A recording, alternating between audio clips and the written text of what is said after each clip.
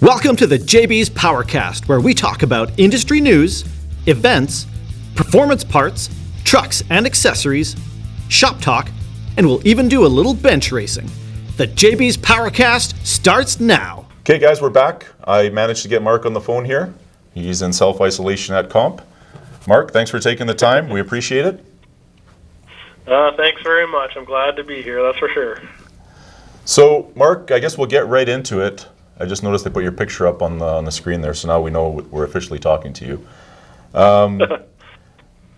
Take us to what got you started. You know, what got you into cars and the automotive industry that gave you the passion that's driving you today. Well, I mean, it all started when I was probably when I was born. I think this kind of stuff is stuck with you for life, that's for sure. But I from a very, very young age, probably 4, 5, 6 years old for sure anyways, I started going to the racetrack with my dad, and it was all downhill from there, I guess. But yeah, just really started going to the racetrack with my dad. He was always involved in cars and racing, and I got the hook, I guess, and here I am today still doing it. So I don't want to get a real job, though. So. Oh. But, I mean, you do get paid, so technically it's a real job. So growing up, family business, that kind of steered you to wanting to be, I mean, I think a lot of our viewers and all of us that are in this industry have a passion for it. And I agree with you on, you know, going to the racetrack when you're younger. It kind of puts that seed inside of you that you're passionate about cars and stuff like that. But the business side of it, what drove you to stay into it? Because, you know, it's one thing to have passion with cars and like going to the racetrack, but working in the industry and you know, keep the business side of it is a completely different animal when you're involved with it. Yeah, it definitely is. I mean, it's the cool part about this industry is that we are so directly connected to our customers, you know, the racers, the engine builders, all those kinds of people that obviously are so passionate about what we do. That's the cool part that I really like, is that whether you're talking about business or not, you're always kind of talking about cars. And that's what I truly love. I mean, I'm obviously very passionate. I have race cars myself. My son has a junior dragster now. I mean, I've always raced with my dad. We've had all kinds of different things. So there's a much closer connection to play and business, I think, in this industry than anything else. And I mean, you know that too for sure, Adele.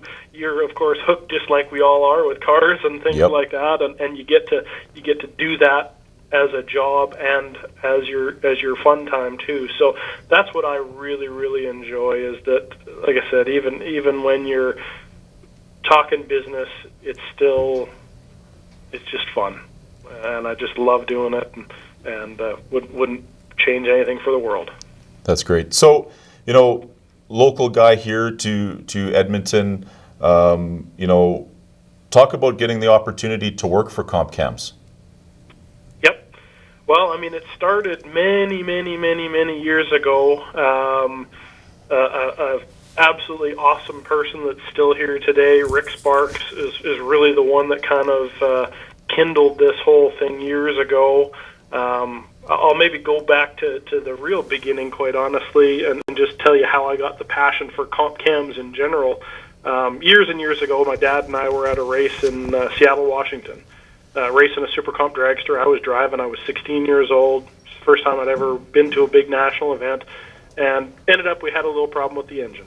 Right. We thought we were done. You know, put the car away in the trailer. Okay, we're finished. Well, we go up to watch the races, and as we're walking up to the stands, we walk past the Comp Cams trailer, and here's this guy, Rick Sparks. I found, got to know who he was later, but walked by and he asked us, "Hey, what are you guys doing here?" "Well, we're here down from Canada, you know, we're racing, but had a little problem, and car's broken, so it's in the trailer, and we're going to go watch, and then we're going to go home later." "Well, what's wrong?" You know, he asked us, "What's wrong with the engine? What happened?" Well, turns out we had a lifter failure. Wasn't actually even a Comp Cams lifter in the motor. It was a different brand, but he says, "Well, what do you got?" So we kind of told him. Well, he runs into the trailer, digs out a lifter, comes back, gives it to us. "Here, go fix it." oh, okay, great. So we what do we owe you? Oh, don't worry about it. Just go fix it. So anyways, we rush down, unload the car, start fixing it. Who shows up 15, 20 minutes later? Rick Sparks. He's there. He wants to help us fix this thing. We get it all back together, go out, end up going to the semifinals of the race that weekend. I mean, it was just absolutely incredible. And from that moment on, I would never buy another part from any other cam manufacturer ever because of how he treated me in that situation. And I just really had a passion for comp cams after that because of the way they treated me. And as time went on, we had our business, and we ended up selling the business. And literally the day that we actually made the deal to sell the business, I was talking to Rick Sparks on the phone.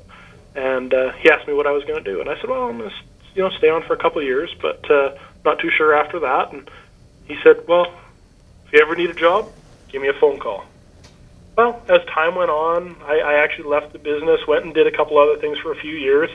And one year at SEMA, was walking by the booth. Rick waves me in, sit down and talk. Next thing you know, here I am working for Comp Cams. So really a dream come true for me, quite honestly. I told Rick the two dream jobs that I had was either working for Lego or Comp Cams, and well, Lego didn't call, so here I am. But you still have hopes for Lego, I hope. I mean, you'd hey, like I may be 42 years old, but I still play with Lego. That's okay, Mark. We won't judge you on that. Yeah. So, I mean, great story, and it's it's those stories that resonate with a lot of people when you say someone helped you and it was a passion of yours and it worked out to give you the opportunity. Now, with the opportunity, I mean, working JBs Power Center, we seen you around all the time working for Comp. You were the local, or the Canadian sales guy. Now, yep. Speak of the opportunity and going south to Mississippi and taking the family and your kids with new schools. Talk about what yep. you thought. It's a risk. It's always a risk when you're moving, but take us through the decision to go down there. Absolutely. Well, I mean, it was a big decision. There's no doubt about that. I mean, my loving wife for sure had to well, she left a very good job for us to pursue my passion. So, I mean, I was certainly very thankful for her making that decision, and obviously it was a decision that we made together. But it was a big decision. But such an exciting opportunity. We wanted our kids to see different parts of the world and have all these different experiences. We didn't want to, think back in 20 years from now and go, geez, what if we did do that? If we Right. had decided not to do it. Sure. We didn't want to do that. So we thought, hey, you know what? Let's jump and see how it goes. And I'll tell you what, we couldn't be happier. I mean, I love the warm weather for sure. I can literally race just about 12 months out of the year now if I wanted to. And probably most important, the absolute most amazing company to work for. It is truly a company full of passionate car people that just, I mean, none of us want to get real jobs, plain and simple. Right. We love doing what we do, and it's just a fabulous company to work for. Everybody right from the top to the bottom is absolutely incredible, and just very, very excited. Certainly has been an adjustment, there's no doubt about it, but the kids have adjusted very well. They have tons of friends in school and are doing all kinds of exciting activities, swimming and soccer and basketball. I even coached basketball down here this summer, actually, or this fall. We're just adjusting well and having a blast and wouldn't change it for the world.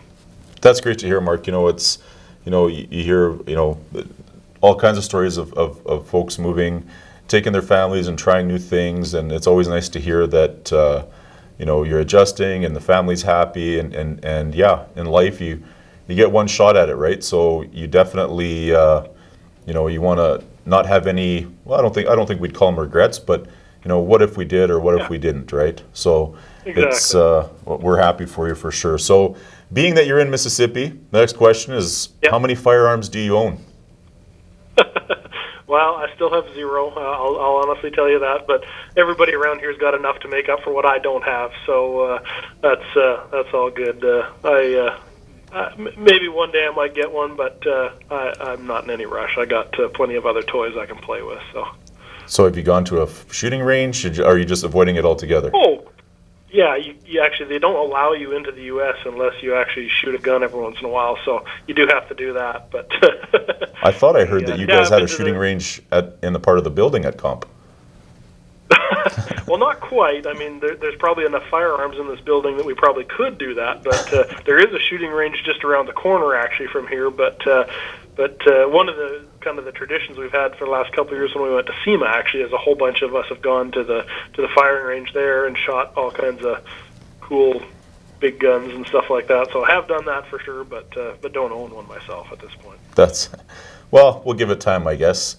I think I just got our first message on the Facebook Live is your wife says that you will not own a firearm. So I guess our question is answered right there. Well, yeah. So exactly. That solves that. Again, keeping with the Mississippi theme, have you started your own moonshine operation? Well, I don't have my own moonshine operation yet, but I will tell you that I definitely am a very, very big fan of moonshine. But I will tell you that I have I've gone half and half, where I'll drink apple pie moonshine mixed with Canada Dry Ginger Ale. So I've kind of, really done the twofold deal where I'm keeping some of the home, but definitely have been enjoying moonshine. I do like it. It's not what most people think. Well, there is some that taste like what some people think, like gasoline. But the good stuff is actually quite delicious. So yeah, I'm a moonshine fan for sure. That's good. So yeah. For those of us that know you and know some of the people you work with at Comp, can you please explain to us Canadians, what the hell is frog gigging?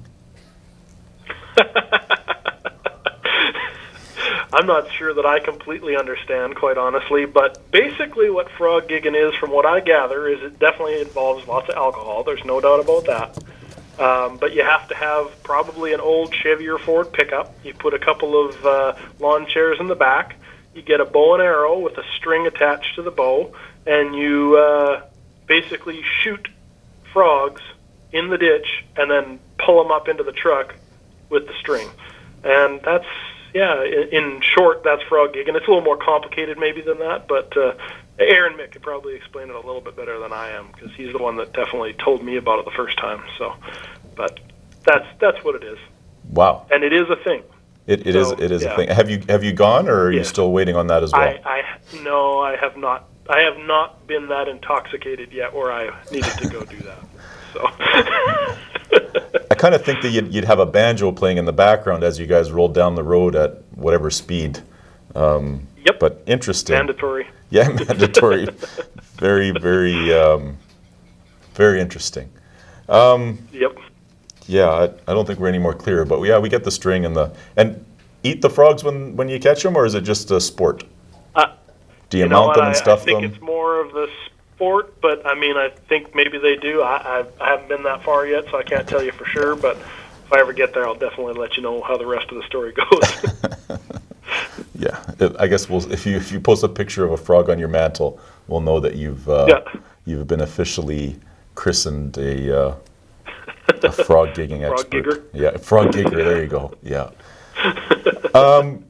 So you touched on it as we've been talking, the Comp Group, great company to work for. But again, what's it like working for Comp? It's recognized throughout the motorsports world. It's all over the world. What's it like to represent a brand that every motorsport enthusiast knows and recognizes the name and the brand? You know what? I feel very proud to be a part of it. That's, I think, the best way to explain it. As I said before, the people here are fabulous. I mean, it's Comp Cams and all of its companies and affiliates are around 400 employees. Now, of course, recently we've merged with Edelbrock as well, which is another 500 employees. So, I mean, we're almost 1,000 people strong. And sometimes big companies like that get a little bit of the, oh, well, it's a big company and they don't, it's all corporate and they don't care. That's furthest from the truth, quite honestly. Everybody here is just absolutely passionate about cars, and it's just an incredible experience. I mean, our engineers, they work tirelessly every day. Back in R&D, there's always an engine on the dyno, whether it's a new product being developed or an old product being tested for changes or whatever it is. There's always something going on around here, and it's a big toy box for kids. Big kids is what it really is, and just absolutely incredible. I mean, it's an incredible company, and I'm just so proud to be a part of it, for sure. Awesome. We have an incredible team here. That's great. And it's nice to hear that a big company but maintains, the core values and the small feel, and everybody's, like you said, passionate about what they do and happy that they're working there. So you mentioned race cars. Tell us about your car. Yep. I mean, a lot of us knew the car when it was up here. You're still on 8.5s. Have you changed it up? I know you used to be a nitrous car, but now you're turbo. Tell us about the race car. Yep, yeah, absolutely. Yeah, we ran it was a nitrous combination for a whole bunch of years up in Alberta there. We ran on the little 8.5s and had some pretty good success, raced against a bunch of really awesome guys and had a ton of fun. But yeah, the car has transitioned a little bit now. We have switched it. I still do have the 8.5s, but typically it's running on a 275 tire now. And we've definitely done a little bit of racing around here, not near as much as I have the last couple years. But it's on 275s. It does have a turbocharger on it now. It is still a Ford engine, so those Ford purists are on my side, because it still is a Windsor in the car, which is pretty rare for a Fox body. I mean, pretty much all have LSs in them now, but yeah, it's got a big turbo on it. The car's a little faster than it was before. We've been 470s at 155 in the 8th mile. So it's got more in it for sure. We just haven't been out very much, honestly, with the car. But still try and get out as much as we can. Honestly, the last while, I've just really, really enjoyed going to the racetrack with my son and watching him. We got a new junior dragster for him just before we moved down here, and we've been racing that and having an absolute blast with it. It's a pretty fast little car. We've had that thing going like 760s at 82 miles an hour, which I know is a little faster than you're supposed to go, but down here they don't have as many rules, so we tend to maybe break them a little bit. But yeah, we definitely have some fun with the cars, and going to try and get out with my car here fairly soon again, I think, as long as we can get the racetracks back open. We're actually talking about maybe renting the racetrack down here over the next couple weeks or something like that, just to get out and have some fun. Oh, so if you rent it, you can still go race. Yeah, well, 10 or less people, right? That's what they're basically saying. You can't have a gathering of 10 or more. Right. So if we rent the racetrack, split it up between 9 or 10 guys, we're still allowed to do it. So we're looking at doing that, actually. So. Well, we should put that out there to our local racetracks here, that maybe some of us want to rent the track in the time if we're still on contained. Definitely look into it, because it's a possibility, that's for sure. So just a couple. Got to get rid of the snow first. Yeah. Well, we're working on it. As soon as we think we're out of the woods, it snows the next morning. So. Yeah, exactly. Just a message from Brian. Come on, Campbell. You know that they eat those nasty things. I think he's talking about frog gigging, obviously. Frog gigging. And then my cousin Chad Abigash, fastest 6-lug fox body you will ever see. So. Absolutely. Yeah. Still got the 6 lugs on the back. Absolutely. Yeah. Yeah. It's funny, even down here, I've had multiple people walk up to the car and look at the rear axle and go, "What is that?" And then I have to explain it to them. So. Yeah. Right. So I mean, it's great, man, that you're trying to get out and race, and obviously taking more time with your son racing. It's cool that he can go faster than most people that drive on the road, and I don't think he has his license yet, right? No, he's 13 years old right now. So yeah. It won't be long before he tells you to get out of the driver's seat of the Ford and you can switch to tuning full time. Well, we have actually put a passenger seat in the Mustang, so there's a good chance he'll probably go for a ride or two this year. And he's already been quizzing me a little bit about, well, can I drive this car? Absolutely, you can. So we might turn it down a little bit at first, but yeah, might not be too long before he's he's in there driving that thing too. That's great. Nothing to make great me to happier. hear. That's awesome. Well, we want to give you congratulations on your promotion to VP of Sales for Comp Group. That's a great accomplishment and well deserved. Well, thank you very much. I mean, like I said, it's just a great place to work. We have a great team. I mean, our engine builder sales team, the WD sales team, the tech office staff that we have here, all the engineers, everybody. My boss, Chris Douglas, is just a fabulous person to work for, and we are able to bounce ideas off of each other all the time. Brian Hosenfeld, who works with me on a regular basis, you know his comments about the eating the frogs and stuff like that. But just everybody in this building is just fabulous to work for, and couldn't be happier. That's great. So we're gonna switch gears a little bit here. Kind of get into what's coming down the line from Comp and some more focused questions for our customers. So 2020, all things aside, with everything the world's dealing with right now, what's new from Comp in 2020? Well, we got tons of stuff on the go. We've kind of switched our gears a little bit now, in the fact that instead of doing one great big product release, we're doing 3 to 4 product releases a year now, and they're still, we're still trying to come up with really, really good stuff. It's challenging to come up with new stuff all the time, but the engineering team is just working so hard all the time. This year, honestly, we've put a huge push on the Gen 3 Hemi stuff. Perfect. That's what I like to hear. It's an incredible platform. Yeah, exactly. Lots of people are pretty excited about it, and I mean, I'll tell you, I'm not necessarily a Ford, Chevy, Dodge guy, whatever. I mean, I like them all, especially when they go fast. But the Gen 3 Hemi platform is impressive. It truly is. With a lot of the testing we've been doing here over the last, really almost a full year now. But we've got into a bunch of more forced induction testing here lately. We had a turbocharged deal on the dyno here not too long ago. We just finished up a round of supercharged camshaft testing as well. Great opportunity for us, of course, to kind of collaborate on some stuff with Edelbrock and their E-Force supercharger program. I mean, it's an incredible package that they make with the TVS rotor pack, and I was absolutely floored with the kind of power we made on the dyno.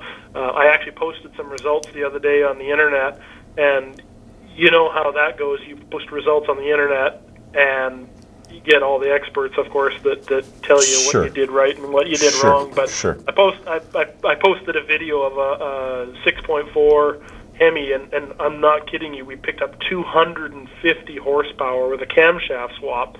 Now, it was supercharged already. It was making 600 horsepower with the supercharger with a stock camshaft.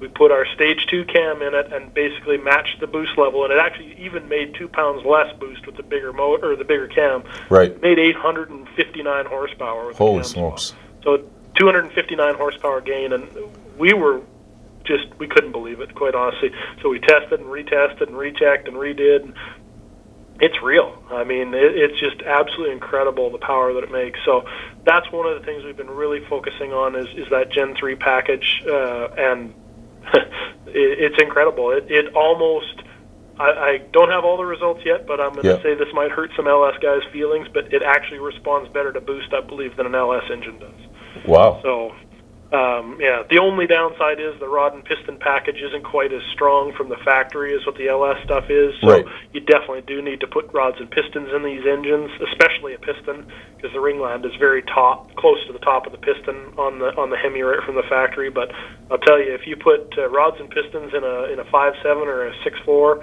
put some good head gaskets and some head studs in it, I think you can feed it about anything you want to feed it, and you'll be very impressed with the results. So I mean, that's unbelievable, Mark, considering 200 horsepower on a camshaft swap. I mean, if the camshaft cost you $600 or what, I mean, just to pick a number, that's the cheapest horsepower you can get by doing a swap. Yeah. No, absolutely. it's absolutely incredible. And I mean, even the normally aspirated testing that we did, we ran all the different engines. We had testing on the 5.7, the 6.1, the 6.4, and normally aspirated. I mean, we're picking up 120 horsepower with a cam swap. So absolutely amazing. They really perform well. And even you can go further and start doing some cylinder head work or raise the compression a little bit, and better intake manifold, all those kinds of things, and you can get even more power. It's just they're a very, very solid platform and make really good power. So it's pretty exciting to see. I mean, everybody loves the LS stuff, but it's kind of fun to play with some different stuff and see the results of it. So we're pretty excited about that. That's awesome. So Colton Glaser, he's got a question here. I'm just going to try to break it down a little bit, but anything coming from comp, I believe, is what he's asking for, the stuff like that already has pulleys on it, like Hellcat, Trackhawk, and those things. Like I believe he's asking for if you have a Hellcat or a Trackhawk that's supercharged and pulleyed and stuff. Anything coming down the line from comp in regards to increasing power on those vehicles? I believe what Colton's asking. Yep, absolutely. We're already doing a ton of camshafts for those things. Most of them right now are customs, but we have tons and tons of customers all throughout Canada and the U.S. that are calling us all the time. And yeah, we've seen some incredible gains from those packages by doing just a simple cam swap as well. So yes, no part numbered stuff right now. Okay. I could see that potentially coming down the pipe sooner than later. But right now, yeah, if anybody's got an interest in doing a camshaft for a Hellcat or a Trackhawk, I mean, give your guys a call there at your store. They can get in contact with us, and we can design up a camshaft, no problem. We've got lots of data, all kinds of stuff like that. So yeah, we can definitely make those things rock pretty good. Awesome. And I like this because it seems like we got a lot of Mopar guys listening and commenting right now.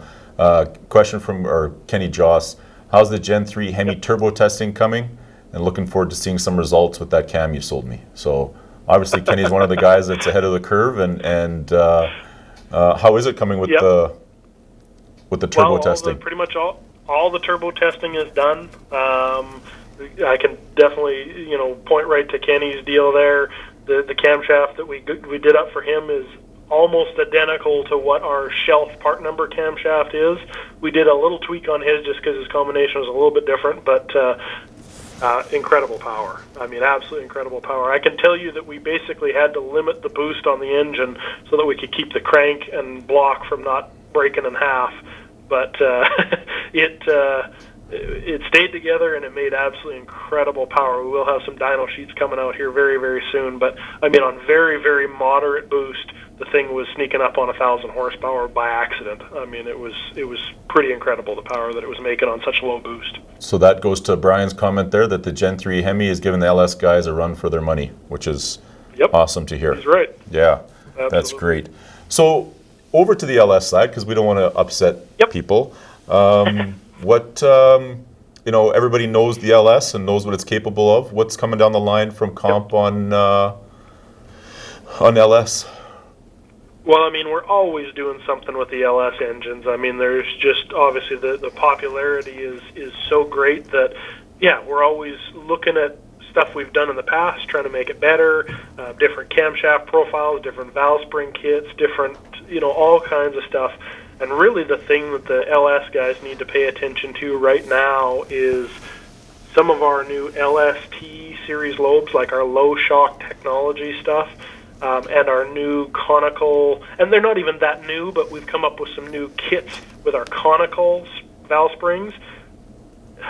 I mean, I'll tell you, the RPM capability and the power capability that the LST cam profiles and the conical spring packages have in an LS engine are just unbelievable. We've had, I don't know how many times we've run hydraulic roller LS engines on the dyno to 9,500 RPM, and people are just, pardon?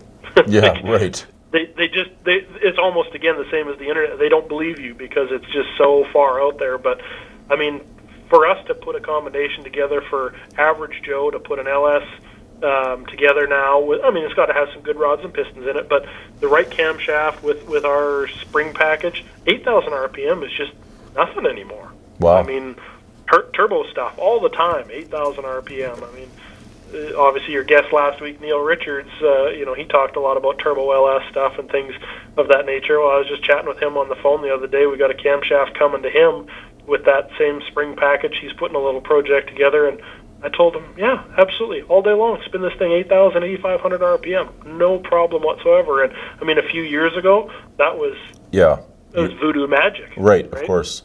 So it's the technology is always evolving. Billy Godbold here, our lead camshaft engineer, is a wizard when it comes to the ramps, the profiles on the camshafts, and that's really what people need to understand, is that you can compare two camshafts that have the same lift and duration, and one camshaft will absolutely destroy the other camshaft as far as power goes, because it's all about the ramp and the profile of that load profile. And you can have two camshafts that are seemingly identical, and they're so different, absolutely so different. And we've been starting to show people that, where they'll get a brand X cam and they'll put it in their car and they'll run it and it makes good power and they're pretty happy, and then they'll put one of our new LST packages or something in there, same duration, same lift, same lobe separation, same everything, and it picks up like 40 horsepower, 50 horsepower. Wow. And they're almost beside themselves. They can't believe that it did that.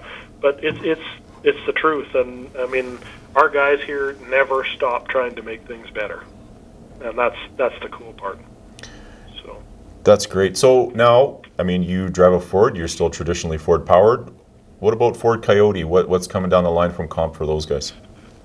Well, we have a whole new lineup for the 2018 and up Coyote engines. Obviously, that engine platform has gone from its Gen 2 now to the Gen 3 style engine, and camshafts are a little different. The short block is a little bit different as far as that goes. So we have a whole lineup of normally aspirated, supercharged, and turbocharged camshafts for those. We've also added now like the chain sets and everything like that as well for those engines, so when guys are doing camshaft swaps, they can swap the chain and not have to spend a gazillion dollars on basically a factory replacement piece. We have one that's a whole bunch better than the stock piece and less money, which is kind of unheard of. Right. So yeah, we're always working on stuff with those Coyotes. Great engine platform, respond very, very well to camshafts. We're looking at doing, actually we already have under development some like 50 state legal, emissions legal type camshafts for the Coyotes. We're also doing the same thing for the Gen 3 Hemi. So the guys that are out in California, or for example, car dealerships that want to put a camshaft into an engine but they don't want to compromise the warranty, we're going to have stuff like that very, very shortly. We already have it in the LS lineup. We're going to have it for Gen 3 and Ford Coyote stuff here very shortly as well too. So that's very, very exciting. You literally drop in a camshaft and pick up 50, 60 horsepower, no tuning required, no valve spring change, no anything, and it still passes emissions. So very, very exciting on that front. Yeah. Yeah. Now, I know you also drive a Mustang as your daily driver. Yep.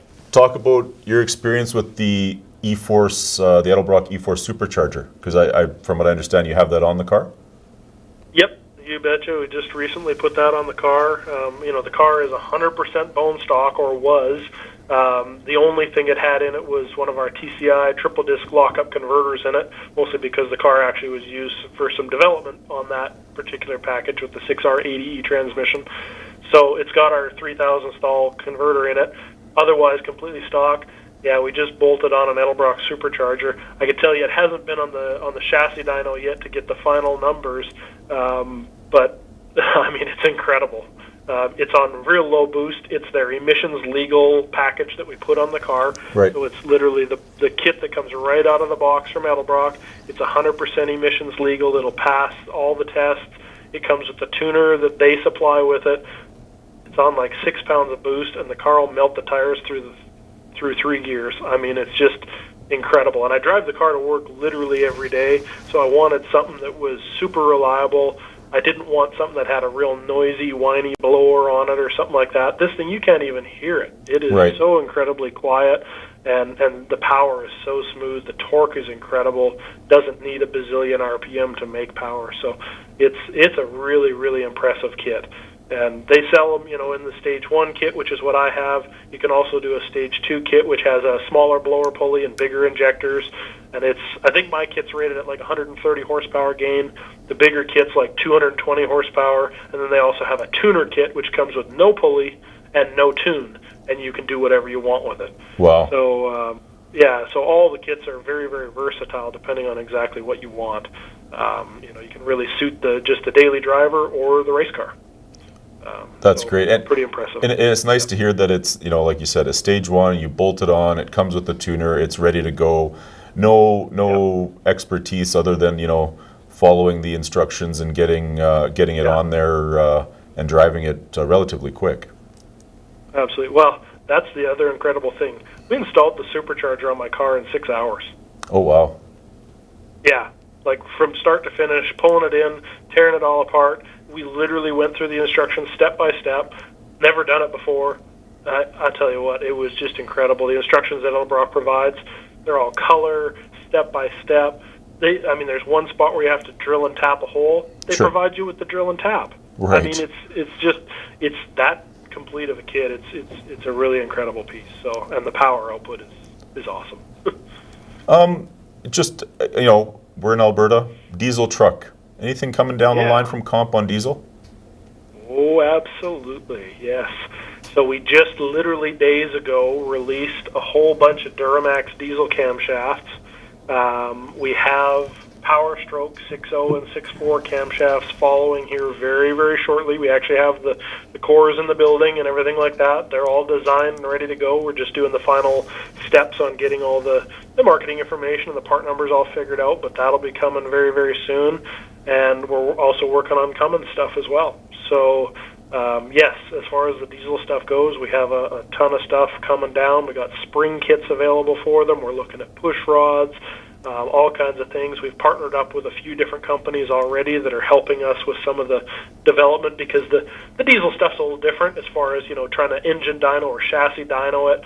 It's very, very different, and we just don't have the right chassis or engine dyno to do it here, but we have a couple of partners that we're working with that are helping us, and I'll tell you, the power increases are incredible on those things. And really what it comes down to with the diesel engine is they don't respond quite the same to a camshaft as a gasoline engine where you can just throw the cam in and all of a sudden it makes a whole bunch more power. But the cool part is you typically have these guys with these hopped up diesel engines that they're pouring lots of fuel and lots of boost into them, and the EGTs start to get just out of this world hot. Well, you put a camshaft in, cools those EGTs right down, and then you can throw more boost and more fuel at it. Right. Then it makes just that much more power. So it's pretty neat. We're very excited about that. Like I said, we have released the Duramax stuff. It's on the shelf and shipping today, and the Power Stroke and Cummins stuff is coming. Very cool. Yeah, that is cool. I mean, EGTs are the killer for the diesel guys, so it's cool that you do a cam swap and all of a sudden you can run more boost to what you were previously running prior. Another question here, Mark, from James Hatfield. Tell us about the shaft-style stock rocker setup for the LS. Well, that is a really neat deal. I mean, I guess it's probably close to 2 years ago now when I went back into engineering and first saw this design, I kind of almost slapped myself and said, how come I didn't think of that? Right. I mean, it's really that simple. We've taken a shaft and run it right down through the middle of the stock LS rocker and created a shaft rocker system that is just absolutely incredibly stable over the factory setup. So not only are you getting rid of the stock bearing that's in there that's kind of known as a failure point, we replace it with a bronze bushing in the rocker and slip it over a nitrided shaft, tie all the rockers together, and now you have a shaft rocker system that's like $600 that'll go 10,000 RPM all day long. Wow. So it used to be you get to that point, you need to spend, $2,000, $3,000 on a Jezel or a T&D, and fabulous systems, but expensive.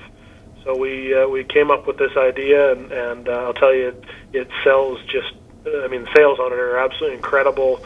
People that try them, I think at first some people were skeptical but literally we're seeing guys pull stock rockers off, bolt these shaft systems on, and picking up 10, 15 horsepower just because they're picking up that much lift and duration from reducing the amount of flex in the system. It's a really, really neat system, and we got them for the LS1, LS2 engines, the LS3 offset, and also the LS7 offset. So it's a kind of a complete lineup there, and a really, really neat setup.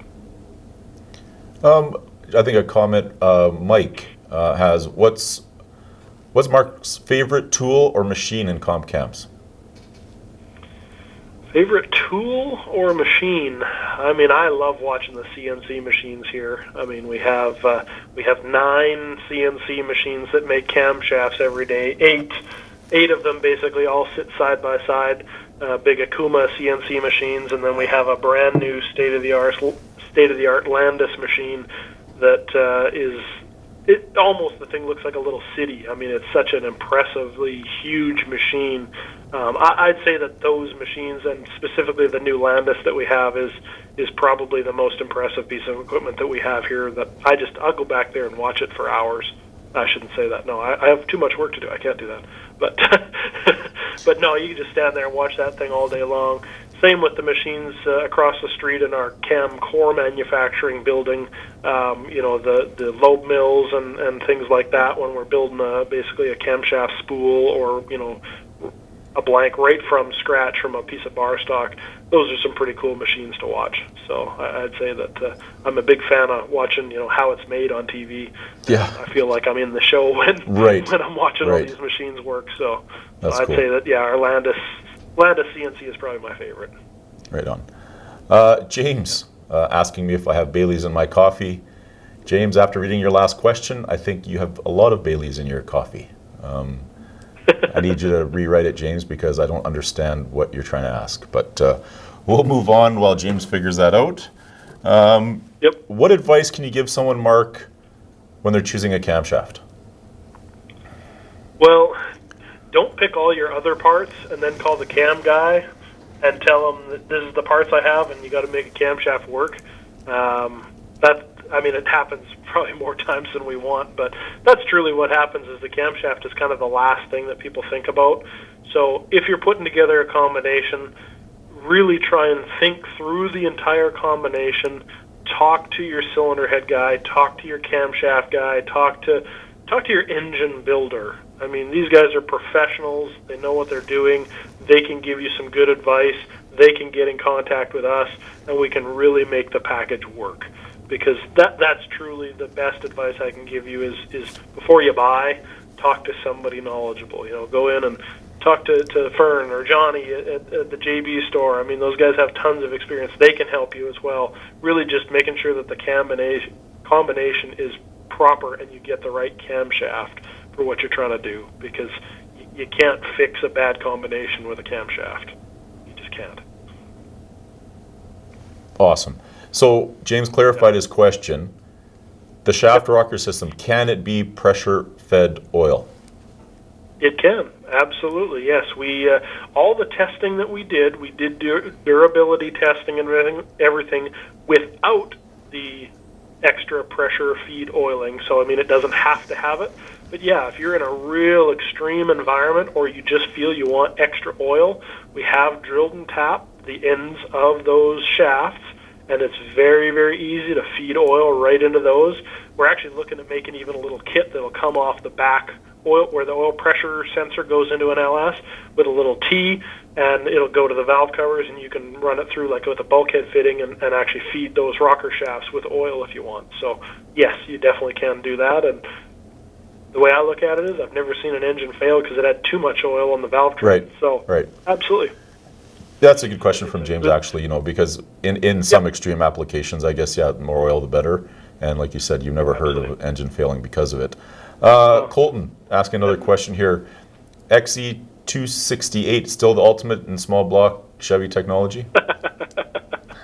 Well, you know what? It's pretty darn hard to beat that XE268. I mean, it's probably still one of our number one sellers.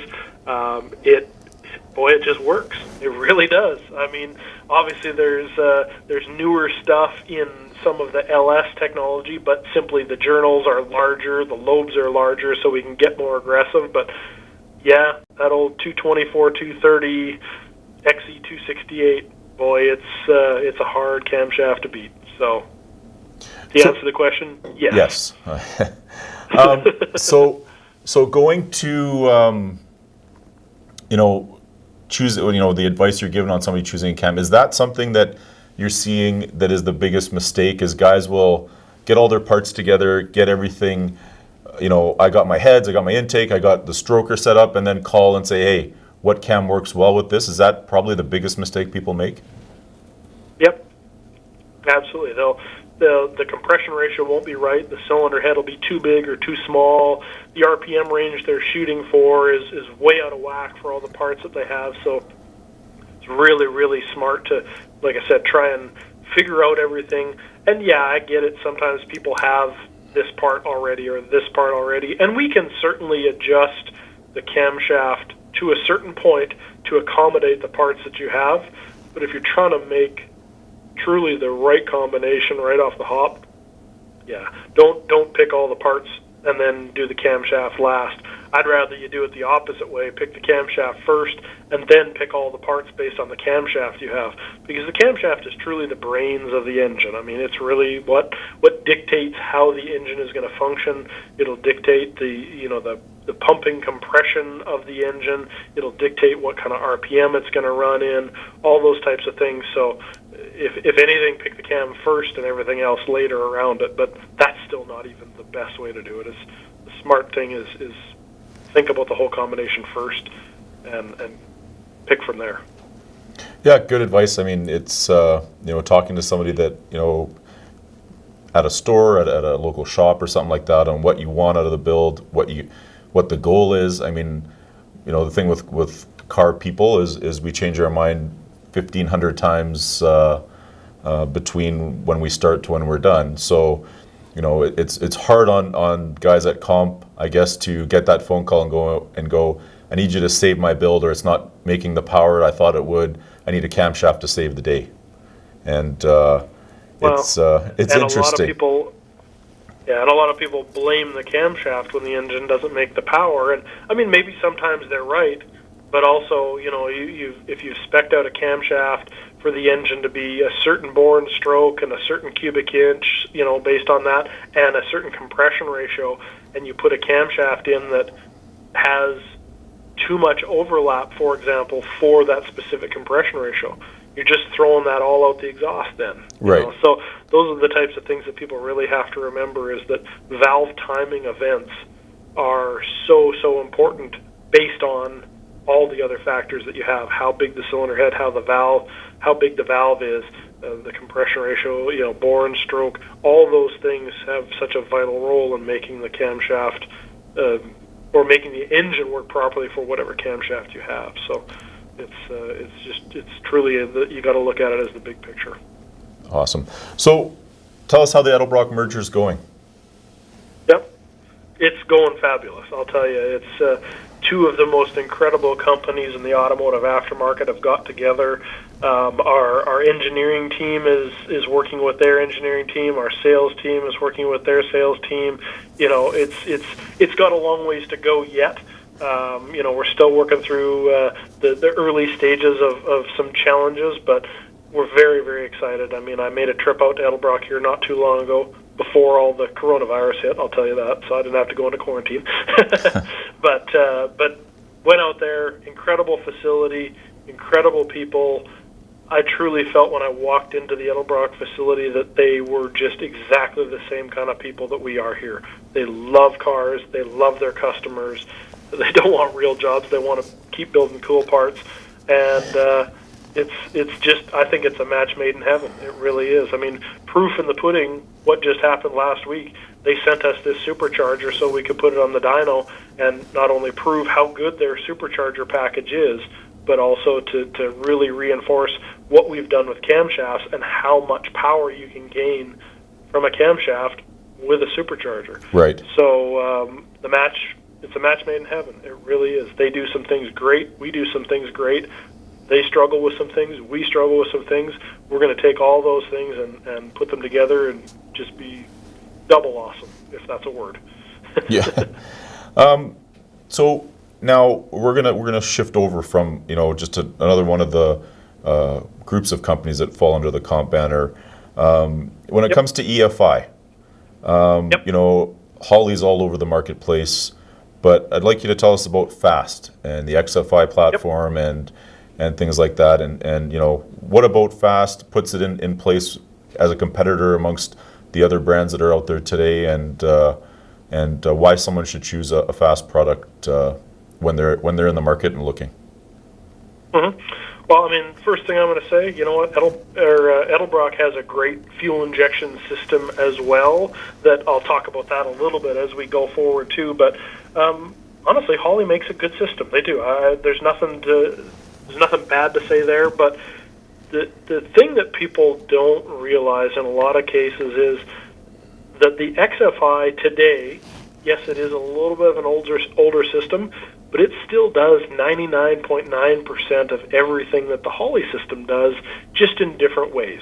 You have to get a little bit more creative with it, but it's still a very, very capable system. I mean, I have one on my car, and as you can see, I think it runs just fine, makes 1,800 horsepower, and it's been 155 miles an hour in the 8th mile. So it's a very, very capable system, and certainly we are looking towards doing some updates and some different things like that, really looking at the big picture, as I mentioned before about Edelbrock. I mean, they have some really good EFI systems as well. So we're just in the process of kind of reevaluating that whole lineup, looking at what we do well, looking at what they do well, and making a game plan going forward. But it's certainly, there's some things in the works.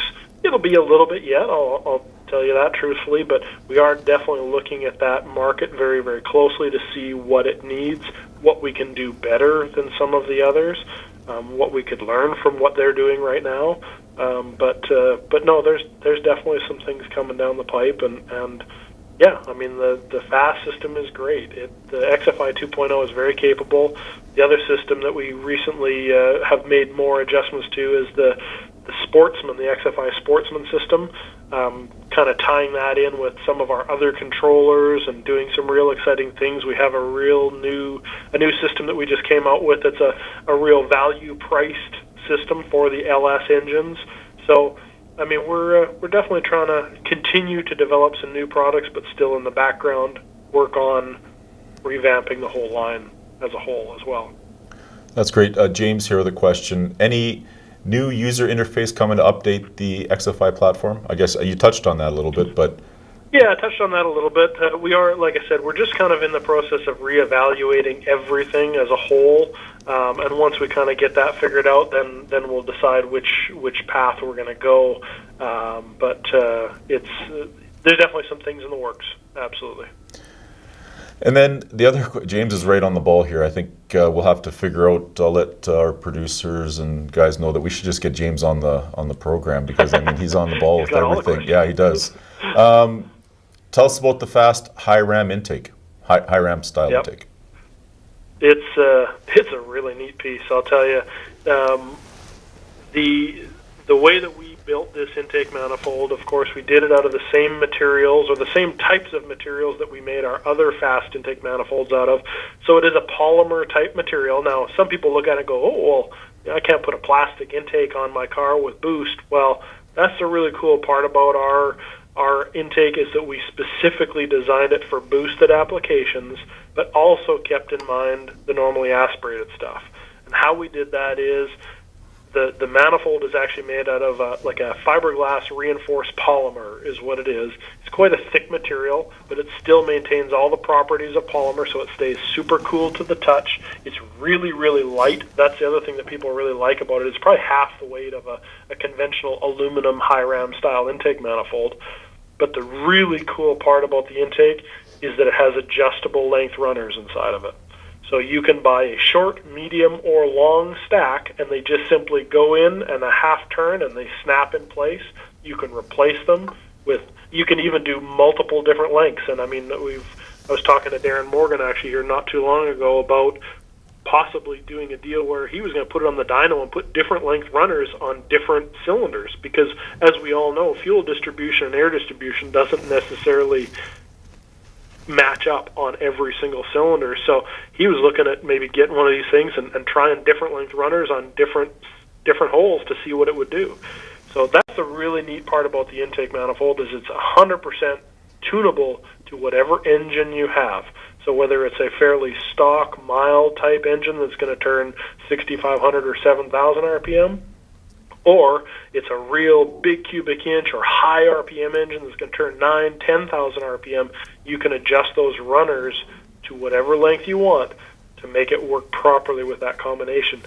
And we've rated it for 45 pounds of boost, continuous boost pressure. Oh, wow. And what we did, kind of a little backstory on some of the R&D on this thing is, as you know, when anything gets hot, sometimes things get weaker. So what we in fact did is we built an enclosure for this intake manifold, put it into a box, we heated the box up on the inside to 200 degrees Fahrenheit, and then we put 45 pounds of boost into it. Actually, we put almost 100 pounds of boost into it. Oh, wow. But I will say that the seals and stuff like that did start to leak around 95, 98 PSI, somewhere in that area. But I can tell you that the thing is extremely robust and will handle 45 pounds very easily. But obviously trying to provide safety margin in there for sure. Sure. But sure. very, very, very robust piece. Dyno testing was incredible. I mean, just pull after pull after pull after pull with 25, 30 pounds of boost. You walk in there right after the dyno run, it's cool to the touch. Wow. I mean, it just stays absolutely cool. So air intake temperatures are going to stay cooler, and it's going to make more power because of that, and you can tune the thing. So it's a pretty incredible piece. That's great. That's again, it's the mind's thinking on the best way to get the most out of the intake, right? Like it's unbelievable that different lengths. I mean, we understand that, but to actually have it and have the ability to adjust things like that is pretty cool. I've seen on some of your posts recently on Facebook technology of integrating your smartphone with the vehicle controls. I seen you posted on the trans controller. Talk about where you think it's going, where it's at now, and what we can expect coming from comp, so that you can use your phone as your dash pad and your gauge cluster, I guess, and have the ability to adjust on the fly. Yeah. Well, currently we have two products that use the technology. It's basically a little Bluetooth module that will plug into whatever you're trying to control and then send the signal to your smartphone. So right now we have the TCI transmission controller that you can wirelessly connect to your smartphone. You can adjust all the settings on your transmission as the initial setup, and then you can also use it as a data logger or a monitor. You can look at basically everything that the transmission is doing. So it shows you what gear you're in, how fast you're going, any trouble codes that come up. All that kind of stuff is all displayed on your phone. And then the other kit that we just came out with, we released at SEMA this year, is our wireless air fuel meter. And quite honestly, this one is, they're both exciting, but this thing is really neat. It comes in either a single or a dual sensor version. It has all kinds of neat inputs and outputs, so you can output, like it has a 0 to 5 volt reference output, so you could tie it into a dyno, you could tie it into an aftermarket ECU, so you can data log all the information, whatever you want. But it also can either, like for example on the dual kit, it can show you one side or the other, it can average the two, or it can show you them combined. Wow. So it's really a neat setup, and it has other neat features in it, like we built in a little anti-theft device into it as well. So with literally a touch of a button on your phone, it has a wire that comes out of this unit that you could tie into, typically a relay, and turn off your injectors, you could turn off your ignition system, you could turn off your fuel pump, whatever you want, and just by simply touching the button on the screen, you can activate or inactivate that circuit, and now basically your car is disabled. Wow, that's really cool. Really neat little features. The transmission control has the exact same feature in it as well. So we're really excited about it. The connectivity is absolutely astonishing as how fast it connects to your vehicle. We did a test where key off in the vehicle, sit into it, turn the phone on, get it so that it's up and ready, and literally they went from complete key off to run and the engine running. By the time the engine was running, it was showing the air-fuel ratio on the phone. So it connects instantaneously, and it's very, very responsive as far as how quickly you get the data. So very little lag time to your phone. And like I said, if you want to, it has that 0 to 5 volt output that you can put to a data logger or whatever you want and get all that information as well. So this technology, we're going to grow it into lots of other stuff. I can see it growing into our EFI systems, into all kinds of other stuff that we do, because it's really neat. And I mean, everybody's got a smartphone. They like to control. I mean, you can turn your lights on and off in your house now. You can turn up your heat or whatever. Right. Everything we do now is on our phones. Well, why not bring it into the automotive aftermarket? That's great, Mark. Good to hear that. It is the case. Everybody does have a smartphone, and everybody. I mean, the connectivity is.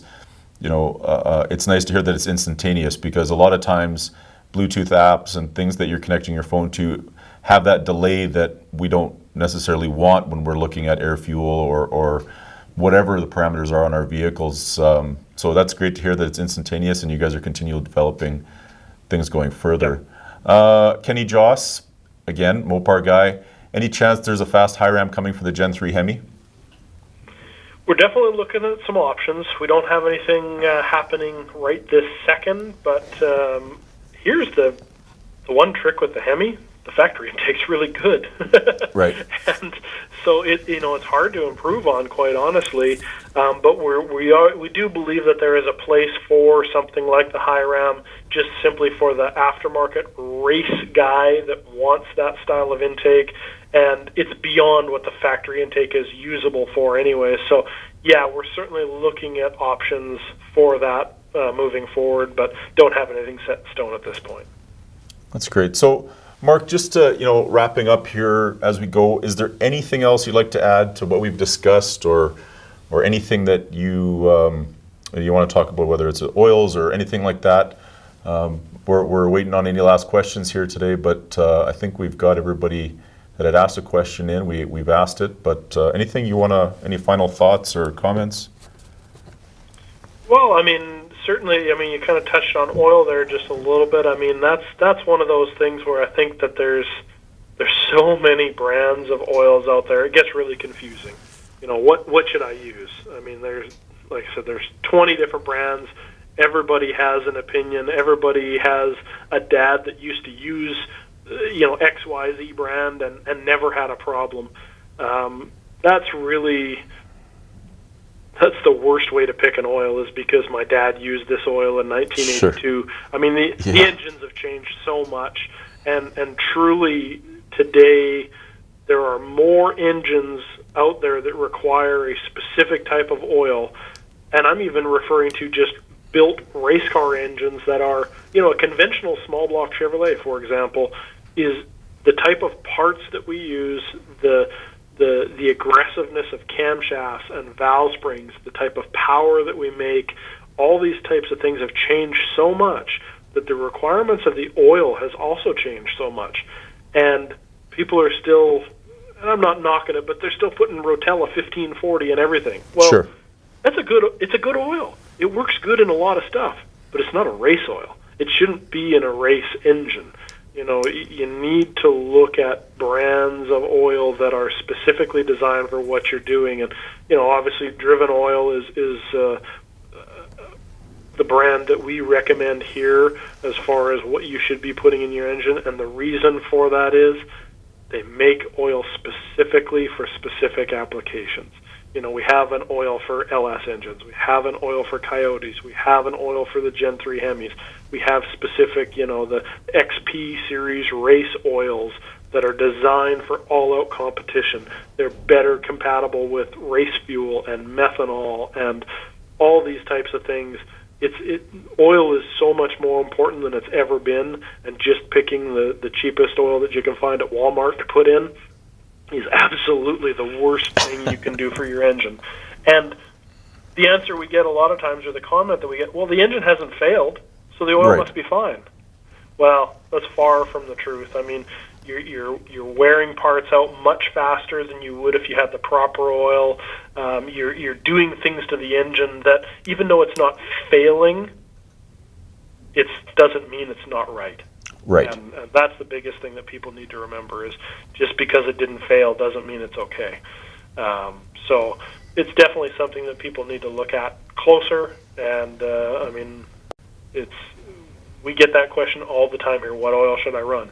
And then you give them the answer, and they ask questions. But once you explain it to them, I think most people understand it, and it is kind of a science that a lot of people don't understand. So that's where the challenge comes in. Very cool. Colton figures that the comment you made on the Rotella 1540 is going to trigger the Turbo LS guys. Maybe. Yeah, probably.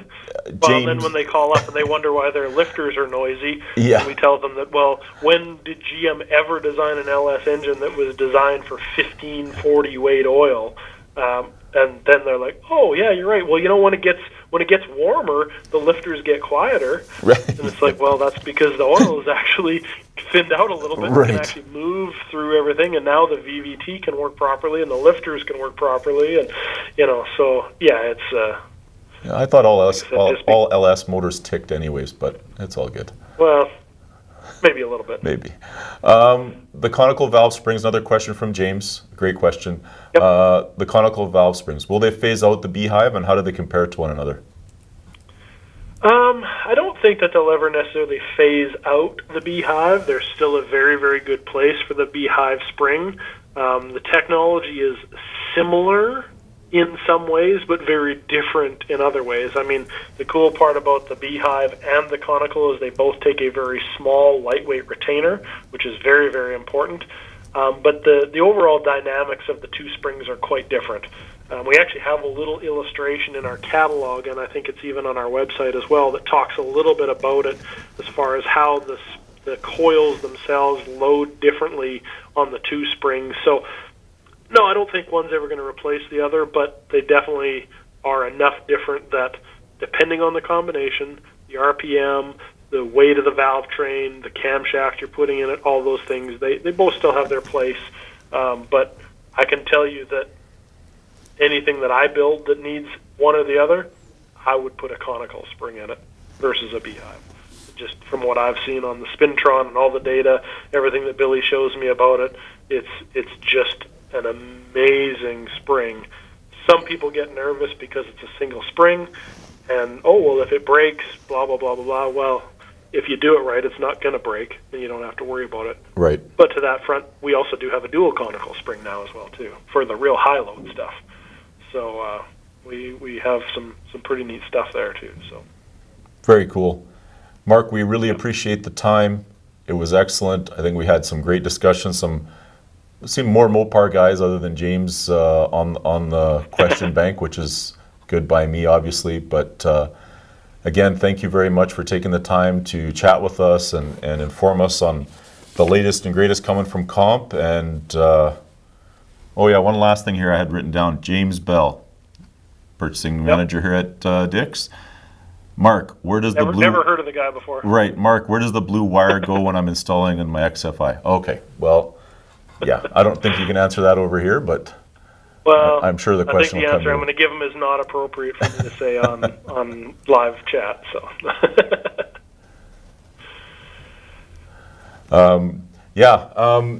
Any shout-outs you want to make, Mark, or anything like that you want to comment, or again, last thoughts? Well, you know what, Adele, thank you very much for having me on this deal. I love what you guys are doing here. I've watched most of the episodes that you've done so far, and other than the one with that, I don't know who that guy was last week that you had on here. He's just babbling, but never raced before. Great. Yeah, exactly. But no, thank you guys very much for doing this. Certainly a huge shout out to JBs and Dick's Performance. I mean, you guys are a great partner for Comp Cams and Edelbrock. We really, really appreciate your guys' business and your support for forever, basically. I mean, Jim Bell has certainly been a true friend to our company for many, many years. And obviously, I have so many friends and people that I know at JBs and all the Dick's locations all over Canada. Thank you very much. We certainly appreciate everything. And to everybody that's listening, thank you very much. If there's anything I can ever do for anybody, please, you can reach out to me wherever you can get a hold of me at, or call the guys at JBs and Dick's. They'll help you out, too, with anything you need from us. But we're just a whole bunch of car guys doing some cool stuff, and we love helping people. So thank you guys very much for doing what you're doing to grow our industry and just make it that much cooler. That's great, Mark. Thank you very much. We appreciate it, and stay safe, keep the family safe, and hopefully we'll be racing soon, and we'll see you out there. Absolutely. Thanks, Perfect. Mark. Thank you very much. Thanks for tuning in to JB's Powercast. Check out jbspowercenter.com for the latest updates. You can find the JBs Powercast at jbspowercenter.com, YouTube, and Facebook. Don't forget to like, follow, and subscribe. JBs Powercast is a JBs Power Center production and is produced by Stephen MD and Sean Lansman.